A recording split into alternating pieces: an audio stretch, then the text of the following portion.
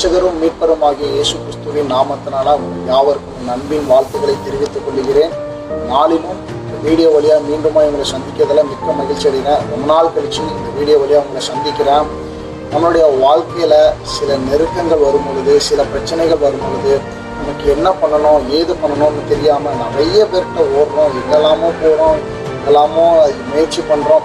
சில மனிதர்களை தேடி போகிறோம், சில அதிகாரிகளை தேடி போகிறோம். சில டைம் நமக்கு என்ன தேவையோ அதுக்கு ஏற்ற மாதிரி அதுக்கு ஒரு விடை கிடைக்கணும், நம்மளுடைய நெருக்கத்திற்கு ஒரு பதில் கிடைக்கணுன்ற ஒரு எண்ணத்தோட அதுக்கு எங்கே விடை கிடைக்கும் அப்படின்னு ஓடுறோம். ஆனால் சில நேரத்தில் பார்த்தீங்கன்னா அதுக்கு முழுமையான விடை கிடைக்காது. குழப்பத்தில் நம்ம ஆழ்ந்துடுறோம், ரொம்ப ஆழ்ந்து மனசோர்வுக்குள்ள இதனால் பாதிக்கப்படுறோம்.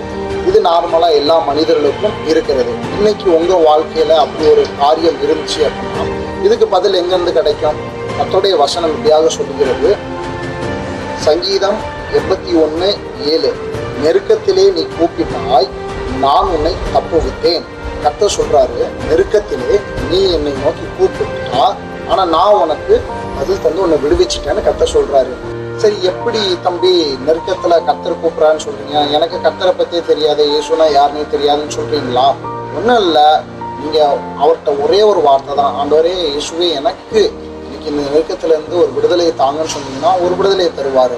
நம்ம நிறைய பேர்கிட்ட ஆலோசனை இருக்கோம். மனிதரை நம்புறது உண்மையிலே அற்பமான காரியங்க. மனிதர்களை நம்பி நம்பி நம்பி நிறைய பேர் ஏமாந்துருக்காங்க, நிறைய பேர் என்னுடைய வாழ்க்கையில் நிறைய இழந்திருக்காங்க. இன்னைக்கு உங்களுக்கு கர்த்தர் ஒரு வாக்கு பண்றாரு. நெருக்கத்தில் நீங்க என்னை நோக்கி கூப்பிடு, நான் உன்னை விடுவிச்சிட்டேன்னு சொல்லி கர்த்தர் வாக்கு பண்றாரு.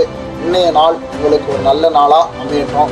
அதனால உங்க வாழ்க்கையில நீங்க எதையும் குறிச்சு இன்னைக்கு கவலைப்பட வேண்டாம். கர்த்தர் இப்படியாக வாக்கு பண்ணிட்டாரு, நெருக்கத்திலே நீ நோக்கி கூப்பிட்டாய், நான் உன்னை விடுவிச்சிட்டேன்னு சொல்லி கர்த்தர் வாக்கு பண்ணிட்டாரு. அதனால எதையும் குறித்து கவலைப்படாம இன்னைய நாளை சந்தோஷமா வாழுங்க. கர்த்தருடைய வசனத்தை கொண்டு வாழுங்க. கர்த்தர் உங்களை ஆசீர்வதிப்பாராக. அது மட்டுமல்ல, இந்த வீடியோவோட டிஸ்கிரிப்ஷனில் வாட்ஸ்அப் ப்ரேயர் ரிக்வெஸ்ட் குரூப் அப்படின்ற ஒரு லிங்க் ஒன்று ஆட் பண்ணியிருக்கோம்.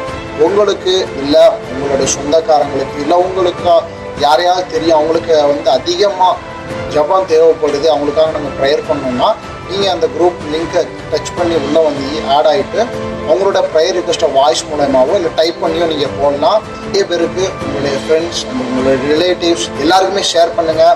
இது உங்களுக்கு நல்ல பிரயோஜனமாக இருக்கும். கர்த்தர் உங்களை ஆசீர்வதிப்பாராங்க.